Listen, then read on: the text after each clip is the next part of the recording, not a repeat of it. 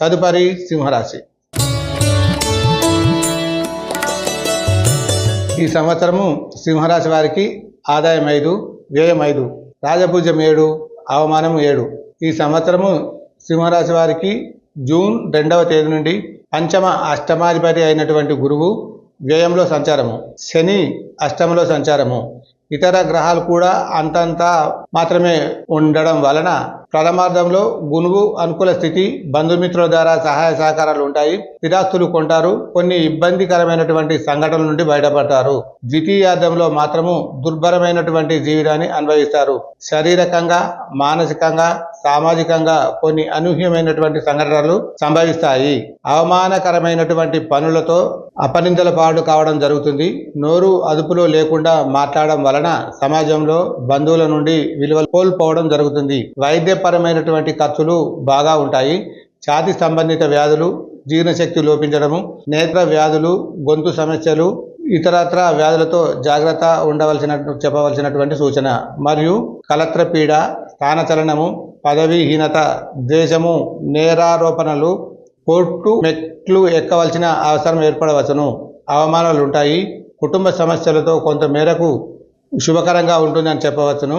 ఈ సంవత్సరము ఉద్యోగస్తులకు అనుకూలంగా ఉంటుంది. అధికారులచే ఇబ్బంది వాతావరణం ఉంటుంది. నిర్వహణలు సస్పెండ్కు గురి కావడం వలసి వస్తుంది. నిరుద్యోగులకు నిరాశ కలుగుతుంది. ఈ సంవత్సరము రాజకీయ నాయకులకు గడ్డు కాలమే అని చెప్పవచ్చును. ప్రజలచే విశ్వాసము కోల్పోతారు. అధిష్టాన వర్గంచే అనుకూలంగా ఉన్నప్పటికీ ఎన్నికల్లో ఓటమి పాలవుతారు. అధిక ధన నష్టం కలుగుతుంది.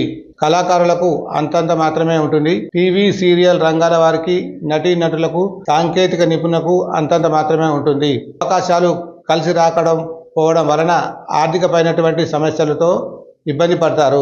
వ్యాపారస్తులకు ఈ సంవత్సరం ఆశించినంత లాభము ఉండదు.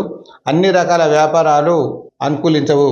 జాయింట్ వ్యాపారాలకు ఇబ్బందికి గురయ్యే ఆస్కారం ఉంది. ఈ సంవత్సరము విద్యార్థులకు గురుబలం లేకపోవడం వలన జ్ఞాపక శక్తి ఉండదు. తక్కువ మార్కులతో ఉత్తీర్ణులవుతారు. కష్టించి చదవడంతోనే అర్హత పరీక్షలో విజయం సాధిస్తారు. ఈ సంవత్సరము వ్యాపారస్తులకు అనుకూలంగా ఉంటుంది. వ్యవసాయదారులకు 2 పంటలు బాగా పండుతాయి. రుణాలు చేయవలసి వస్తుంది. ఇంట్లో శుభకార్యాల రీత్యా అధిక ధన వ్యయం జరుగుతుంది.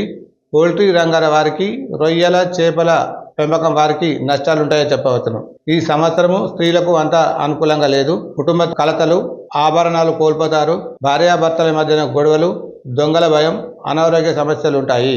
ఇంకా ఈ రాశి వారికి మంచి ఫలితాలు కావాలనుకుంటే శివాలయంలో 5 సోమవారాలు జలాభిషేకం చేయాలి. మాస శివరాత్రి నాడు శివాభిషేకం చేయడం వలన, ఆంజనేయ స్వామికి సింధూర పూజ, ఆకు పూజ చేయడం వలన మంచి శుభ ఫలితాలు ఉంటాయి. శ్రీశైల సందర్శనం చేయడం తప్పనిసరి అని చెప్పవచ్చును. శ్రీ శుభం భూయాత్. ఓం తత్సత్.